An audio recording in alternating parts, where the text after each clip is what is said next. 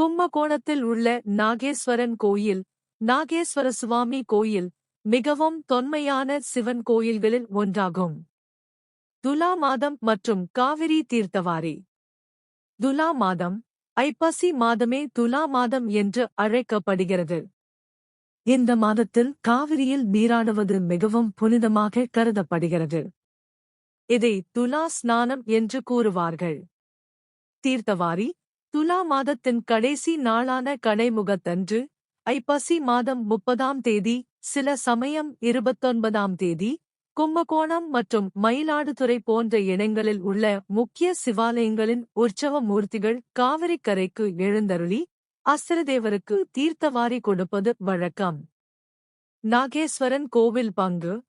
கும்பகோணத்தில் நடைபெறும் இந்த தீர்த்தவாரியில் நாகேஸ்வரன் கோவில் பஞ்சமூர்த்தி சுவாமிகளும் காவிரியின் பகவத் படுத்துறை போன்ற இடங்களுக்கு எழுந்தருளி, காவிரி ஆற்றில் தீர்த்தவாரி கொடுப்பது சிறப்பாக கொண்டாடப்படுகிறது.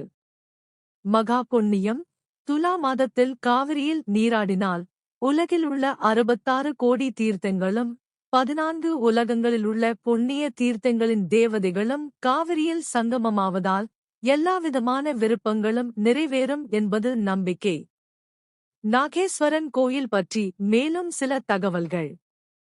இது தேவாரப் பாடல் பெற்ற காவிரி தென்கரை தலங்களில் 27வது தலமாகும். இங்கு இறைவன் நாகேஸ்வரர், நாகநாதர் என்றும், இறைவி பெரியநாயகி, பிரஹன்னாயகி என்றும் அழைக்கப்படுகின்றனர். இக்கோயில் சோழர் காலத்திய கட்டிடக்கலைக்கு சிறந்த எடுத்துக்காட்டாகும். மகாமகம் திருவிழாவின் போதும், இங்கிருந்து சுவாமி மகாமக குளத்திற்கு தீர்த்தவாரிக்குச் செல்வது விசேஷம். காவிரி ஆற்றின் சிறப்பு, புனிதம், வரலாறு மற்றும் வாழ்வாதாரம். காவிரி ஆறு தென்னிந்தியாவின் மிக முக்கியமான நதிகளில் ஒன்றாகும். ஆன்மீக மற்றும் புராணச் சிறப்பு. புனிதம்.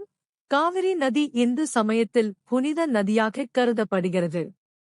தொண்டரடிப்பொடி ஆழ்வார் போன்றவர்கள் இதனை கங்கையர் புனிதமாய காவிரி என்று குறிப்பிட்டுள்ளனர். துலா ஸ்நானம். ஐப்பசி மாதம் முழுவதும், துலா மாதம், காவிரியில் நீராடுவது துலா ஸ்நானம் என்று அழைக்கப்பட்டு, மிகவும் புனிதமாக கருதப்படுகிறது. இந்த மாதத்தில் அனைத்து புண்ணிய நதிகளும் சங்கமமிக்கிறது.